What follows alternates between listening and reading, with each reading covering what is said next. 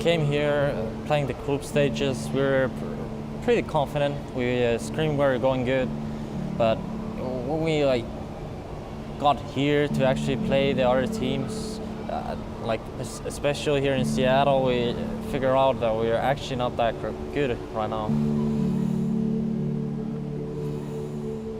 Then we went on the first day was actually really good. We played good, but after that it just went downhill. I don't know what happened. I think it was a mental thing, sort of. Then we just couldn't get our shit together. Fnatic 2-0 Liquid! Liquid are going home! The buyback, it won't be enough to game on play. Wings are your international 2016 champions! I hope after this TI, everybody's gonna find a new team, or we stay together. I don't know what's gonna happen. It's TI always, shit goes down. That's the way, but they're my friends. This is my friends. I can't hate them for losing against Fnatic. I play myself. Yeah, always if you think about life, the way that you always deserve what comes for you. You always deserve it in a way or another. You just deserve it. So you don't think about it that someone fucked you. You just think about that I fucked up. That's the way I think life, and it's easier to process. You don't have that many regrets if you think this way.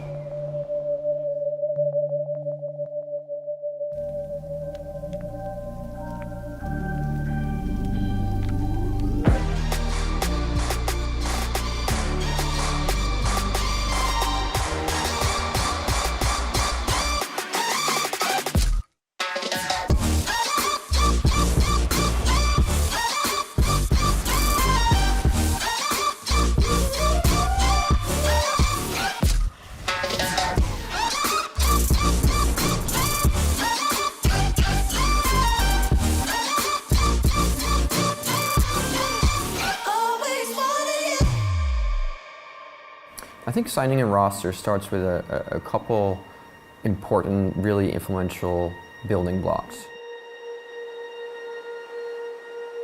That could be a great coach. I think in case of our Dota team, KuroKy is that building block. Not only does he draft and lead in the game, he also performs an incredible amount of duties that would normally fall upon the coach. With that, you can attract a lot of talent in the scene. These games are all still relatively young, and coaching is really complicated. And there are times where players, especially players that have been around for 10 years professionally and 14 years even playing the game, do perform that type of role. And KuroKy is a talent scout, and 2 years ago, when we were building the roster, he looked at Mind Control, Matumba Man, Jerax.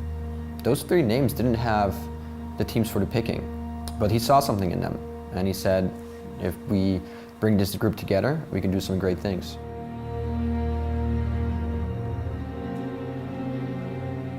So last year we placed top 8 at TI, which is by no means a bad result. You're top 8 in the world. I think for our group, organization and players, we were really striving for more, and we know that we were capable of more. It didn't come out, however. So honestly, after it finished, the period after TI is always crucial in terms of how you pick up and move forward. So all minds immediately moved into that direction, and we started to figure out what is needed to be here again next year and possibly have a better result. My role is not to figure out which players are good and which players are not. My role is to hire the right people and listen to the right voices, and then weigh that and value that. And that's, I think, where where I need to do my job. So GH was someone that had already been brought to me or to my attention by Mohammed, KuroKy, and Heen in the summer after the international. And at that point in time, I think GH actually was not ready to make the move. So when his name came up several months later, it still made a lot of sense. You know, everyone was convinced that this was the right move, and we went for it. How do you like it in Lebanon? It's super nice. Actually. Super nice? Yeah, because where I live, the country, there's Beirut, the capital, and everything around it is mostly Muslim people, and where I live it's mostly Christian. My area is mostly Christian people, so everyone just lives there long, and there's the last problems were like 30 years ago, so there's super nice now, because you get to go to the beach. You can, like, the same day in winter you can go skiing, then go back to the beach the same day, so it's nice. I enjoy it, and I have my friends. Holy shit, that's pretty crazy. It is crazy. But I can't ski because I never learned how to. From outside perspective, Lebanon sounds kind of intimidating. Yeah, I know. I've heard a lot of it. Because there's one mind control thinks that if he's gonna go there, he's gonna die. I'm Right, like, you what? a shot or something. Because for me, as I lived there my entire life, I'm like, I just go to the net cafe, play some games, hang out with my friends, go grab a beer, then go back and sleep. That's about it. Honestly, like, being a player, it's really fucking fun. It is. You know, just competing. So my job right now, like, I definitely have a super fun job, but like when I was a player, it's so pure. Yeah, like if you're better, you win. Period. No politics to be played. You don't need to sell Nothing. anything. Like, just if you're better, you win. That's the best feeling in the world. It is. My name is Maroon Mirhij. I play support, and my in-game name is GH.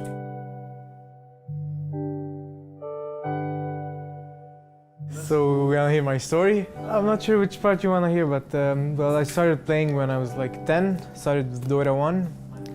Played at home versus AI most of my days. Then went to net cafes in Lebanon. Played with some friends. Then started slowly playing online Dota. But the ping was always an issue because we had like 300, 400 ping. Until recently, it got better till 200 or something.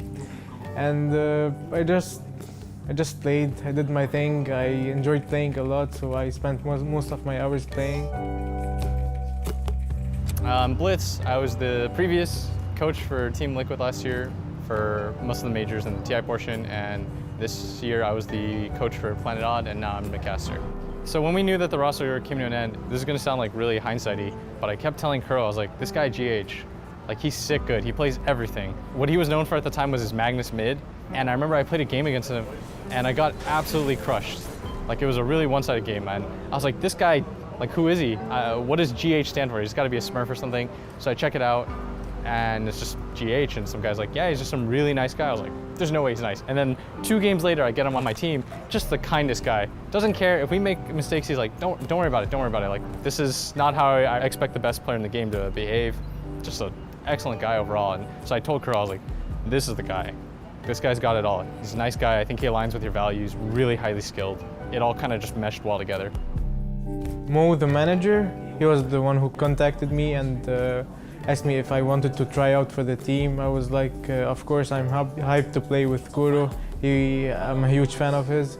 And the rest of the team was remarkable.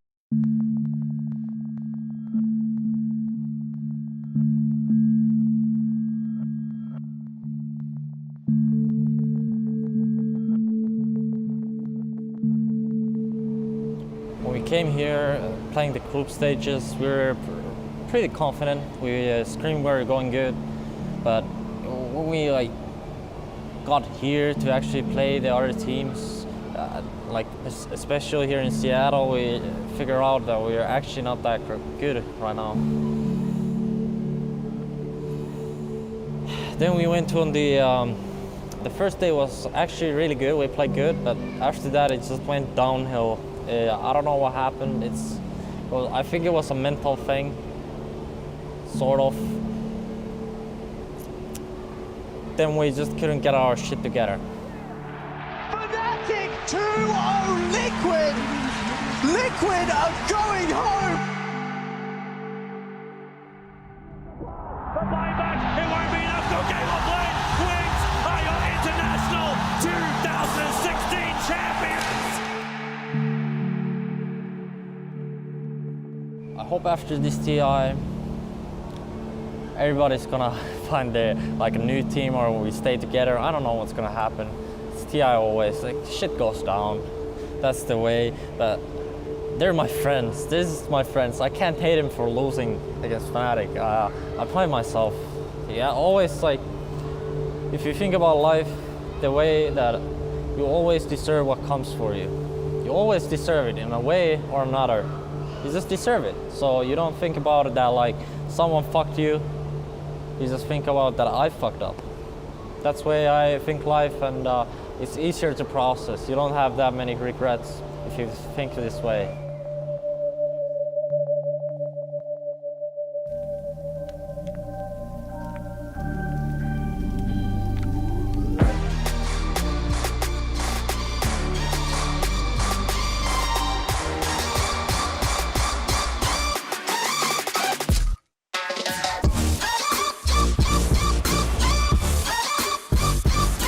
You want to have those two lives. First main event match is going to happen. It's going to be Liquid versus IG. Who's the player to watch on TL? I think GH. He's actually, I think, simply the best support right now. He is amazing. Their opponents are, of course, going to be former TI champions. Not your bristleback of 3 to 6 months ago. GH now taking the stun again and Bernie racing onto him. They turn back for mind control. Miracle sounds the retreat with the deafening blast, but Kuro is caught in the crossfire. A second hero down, the support duo of Liquid that has been so instrumental in their run to first place in the groups has been very quiet in this game. 1, 2, and 13 combined. IG dominant to open up TI. I think the real question is, can Liquid establish a draft that will give them the appropriate answer to what IG's bringing to the table? Because as we've heard before, a lot of the Chinese teams are remarkable at playing well as a unit. And so the entire draft has to be key for Team Liquid. A lot there, Lumi. They blew the Aegis, they blew the Cheese, they did it outside the base. So they won't be able to threaten high ground with their full complement. At the same time, there's no out buyback here. coming in from the back line. For him, and now the Epi onto Batu from the rear. They get the Ursa. That might force mind control back. The wheels might have just come off of this push. Mind control, slow to retreat, but the Caustic is going to make this a bit trickier. I don't think they can win that fight. They're going to try. It's going to be close here as mind control. Purge hit him from the front. Baboka with the tricks, looking for the clean trade, and It's now still a picking bristleback. I don't know if you want to go in. There's something they do. Finally, IG. Caustic It's a burn? spiky mouthful. I don't know about this.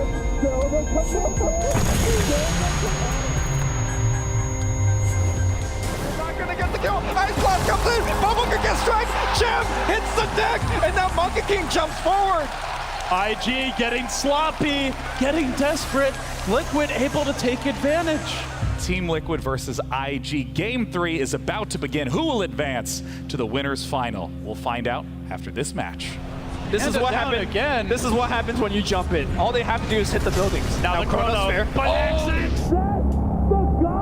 Bernie never gets ahead. That's all she wrote for Liquid. Miracle stun once. Dead for sure. Ice Blast. The buyback. Ice Blast is there. They do get one. That's a punch on deny. They don't even get the kill. IG have the buybacks if they need them. They've got the damage. They've got the control. The position is theirs. The game is theirs. The series is theirs. And top 6 is theirs.